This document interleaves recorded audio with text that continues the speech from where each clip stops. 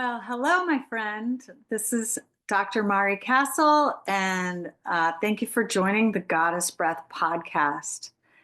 In this episode today, I'm going to share with you a very new part of Inanna's story, a very refreshing and uplifting part of her story that pertains to the spring equinox.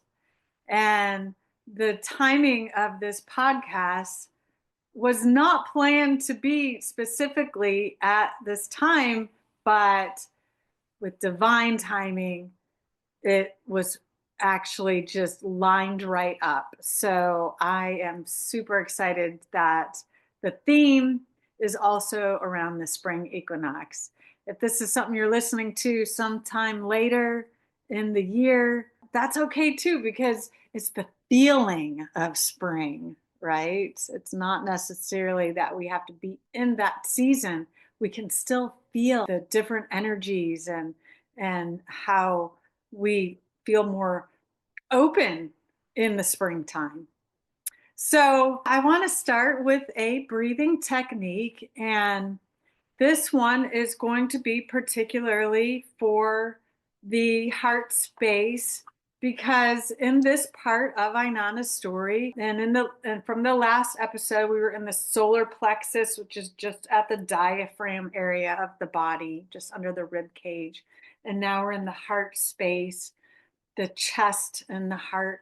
And I want to just do a breathing meditation here with you so you can get the feeling of that energy that we always are often experience in the springtime. So just sitting back, and if it feels right, to close your eyes and just taking in some of those inhales through the nose. And then also, if you can lean back, is good as well. Leaning back into the seat beneath you, getting comfortable, because we're going to be focusing on this area of the body. I want you to deepen your breath for just 2 or 3 deep breaths into the lower abdominal area. Remember those big belly breaths. If you've been following along and keeping track of the episodes, we moved from these deep belly breaths. Now we're going to lift up into the chest and heart space. And with your feet, feeling your feet, feeling that sense of groundedness, and then moving that energy with your breath in that abdominal area, really filling your belly up with air, like a balloon. And then then thinking about the inhale and exhale in the center of your chest or in the rib cage, and that movement in the rib cage, that very subtle inhale that expands the rib cage, and that exhale that contracts the rib cage. And really staying with that. So the inhale, expanding. If you're not actively trying to expand your rib cage, then just pay attention to that movement naturally expanding. But I invite you to make it bigger. Make that inhale and exhale bigger through the rib cage and chest in your body. And then as you do that, just thinking about your shoulder blades, maybe that your shoulder blades are just touching the seat beneath you. And then you can pull them back and down just a little bit, pulling your shoulder blades down and together. There's a saying, shoulder blades in your back pocket. And what that does is it opens your chest more, your heart center, to not only give more, but to receive more, to be more open in this area of your body. And I just staying with that, thinking about that open heart energy and how you feel in this space. Have you been in a situation where somebody has betrayed you, and what was your reaction to that? Or if you had to forgive them, or to just have compassion for somebody that did something that they just didn't know hurt you. So just thinking about that just for a minute and then just really allowing your heart to open with the sense of love, the word love. What does that word mean to you? What does love mean? Does love expand beyond your sense of relationships to people in your community or to organizations that you love to support or to specific groups that you're involved in that you like to be with, or love that for passionate love of things that you like to do, not just for another, because love extends way beyond that, but love of things that you enjoy, that bring you joy and that lift you up, that give you a little spring in your step. I'm just thinking about that and envisioning that in your mind's eye. What brings you joy? How are you feeling about people in your life and your community with an open heart, right? So just feeling that sense of open and expansion in your body, in your heart space. And maybe just a couple more conscious breaths, thinking about that rib cage expanding and contracting and noticing that movement. And we can just close with that. But I think that's really important. It connects you to your body, and that also maybe a specific area in your body, maybe that you don't often think about, that you don't spend time of the energy of what are you feeling in this space in your body. It could also be in the other areas of your body that we already talked about, but just bringing awareness to it, and then allowing the breath to really open there. All right, well, thank you for doing that with me, and I hope you enjoyed it. And now I'm going to share with you the part of Inanna's story that after she returns to her city from her challenging initiatory rite of having to basically ward off the various villains, I call them, challenges in life that we move through, that we overcome, and arrive in a place of joy, of coming home.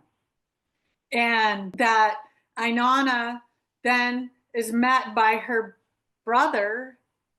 He's the sun god, and his name is Utu. I'll just share it because it's in my head.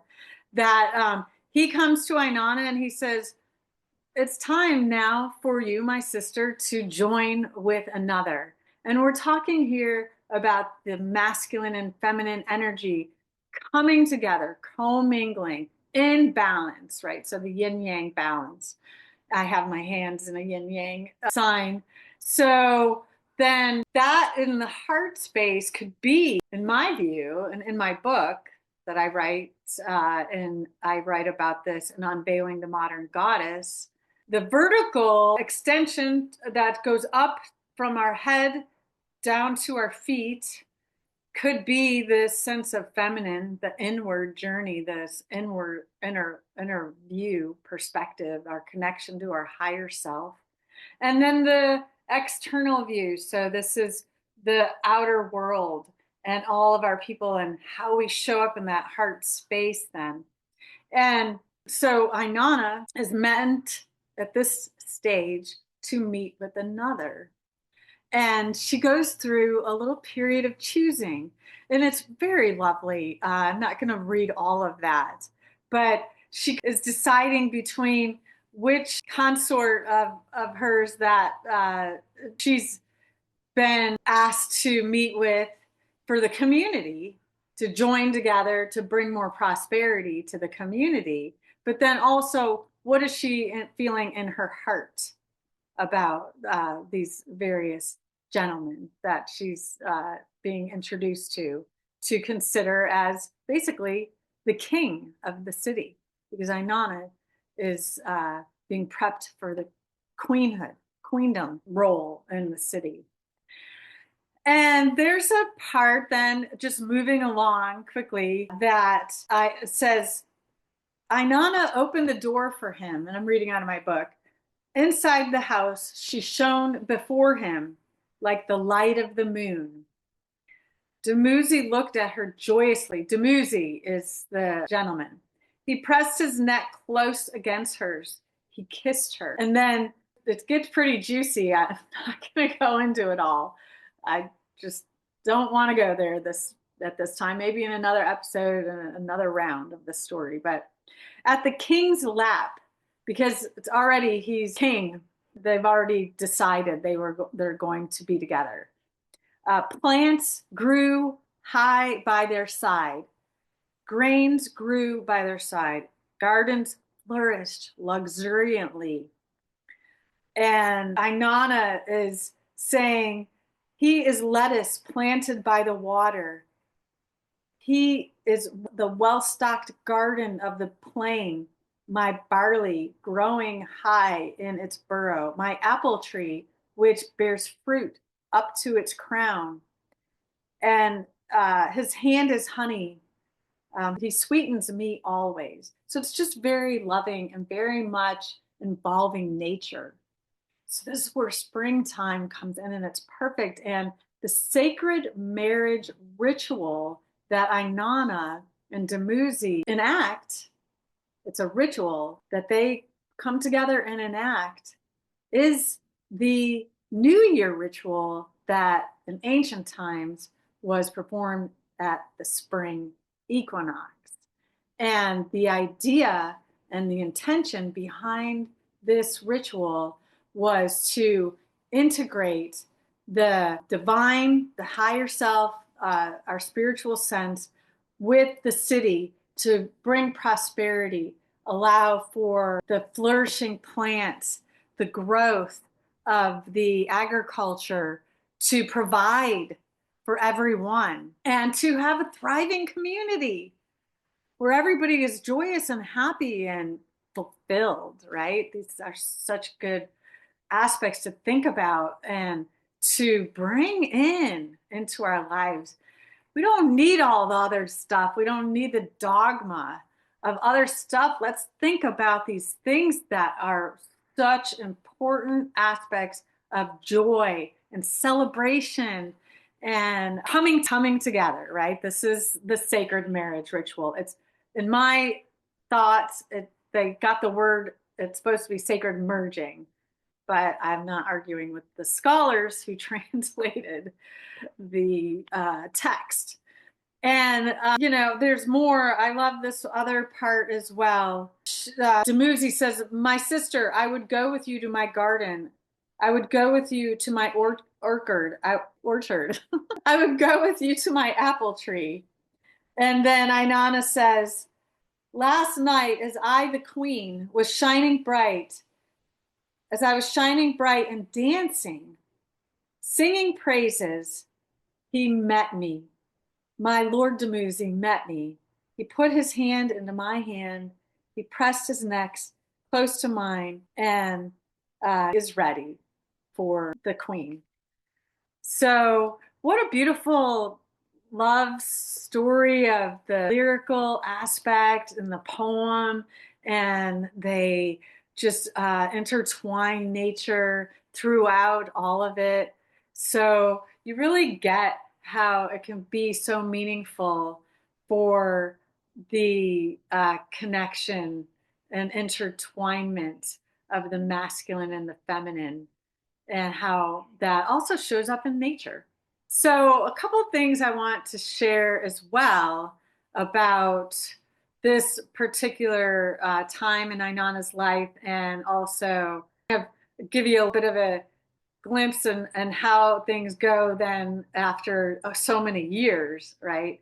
But at this stage, it's about lifting up, and the element for the heart chakra is air. So I mentioned in the episode before last that there's that scale where that's in the Book of the Dead. I'm saying that right? Yeah. There's the image as well that I said I saw in the museum. It was just really cool when I saw this because I had already written my book. And there's the heart that's weighed on one aspect of the scale, and then there's the feather that's on the other side of the scale. And there's like crocodile sitting underneath the scale. And the idea is that at the time of someone's death, that they, in the Egyptian era, this was noted specifically by the Egyptians, that they were to either, their heart would either be lighter than the feather, or it would weigh heavier than the feather. If it weighed heavier than the feather, then the crocodile would eat the heart, and the person then goes through a process of regeneration. If the heart is lighter than the feather, then that person lifts up into the ethers. And just quickly, the throat chakra is the element of ether. So it's perfect. That then if the heart lifts up as well in our, like, we just think about our everyday perspective and how we are perceiving, like I said, emotions and reacting. And then what's our vision? What's our goal? What's our purpose all about? Self-absorption and all about what I can gain, and be centered on what is about me? Or are we focused on what we're doing for others? So I was also saying that role of parenthood, right? And or being a good leader in our community. We kind of, if we're a good leader and we're empowered and we are in a space of wanting to focus on the collective, then we're bringing forth that lightness in the heart space and that sense of compassion for wherever somebody is at. A really good leader knows that everybody has good and bad days, and they're able to just accept where somebody is at, so to speak. Maybe give them some feedback or something if necessary, but you get what I'm saying. And that also a parent, right, with their children would obviously need to know that their children are going to have good days and bad days, and to be patient with them wherever they're at, and also to let some things roll off the shoulder, right? Not take things too personally with their children, or as a leader as well. So yeah, point made there. And that what we want the energy in the body to move upward, and we want that sense of lightness. And that's what we feel in the springtime. We feel this energy moving upward. We feel this lightness, blossoms starting to burst forth, the beauty, right? Integrating the beauty. And nature has so much beauty, but it has at the same time destruction right alongside it. So there is that balance of the paradox of the aspects of what I say is the yin yang, the all-encompassing spectrum of energies. And we can hold that here in this heart space. So just leading forward a little bit, and I'm going to close, that Inanna and Dumuzi carry on, and they bring so much growth to their city, and so much success and triumph of really having a thriving, flourishing civilization and community. And then some years go by, and we'll say which one of the two of them gets bored, and here's a call. And so then there's that aspect of having to listen to what you hear, that call that's coming from within. And I'll leave it at that, but what I'll do then from there is talk a little bit about forgiveness. And that's part of compassion. And that we can still love people, even if we don't work out, if we are maybe not exactly matched, or why be miserable if you're not in a situation that brings balance, that brings that movement of energy upward and all of that. And I'm realizing then what I'm talking about is that I'm going to do an interview in my next episode with a gentleman, and I think you'll be surprised. So I'm looking forward to this interview because it's really been very meaningful for me in my life, for my own growth, for my own mirror. That's where this sits right here as well, with the heart space, is being able to look in the mirror and recognize that we have our aspects of our personality that are going to sometimes rub people the wrong way, or they're going to trigger people. And that if we want to say, am I responsible for that? And taking a look and not taking ownership, not being defensive and saying, oh, I don't know what you're talking about. I think you'll really get a lot of respect out of this next episode that I'm going to provide with an interview. Very interesting person and a dear friend of mine. So thank you for listening. Blessings always. And I hope wherever you are, that you feel lifted up and that you feel light in your feet and you feel like the blossoms are just all around and you're enjoying a beautiful day. All right. Take care.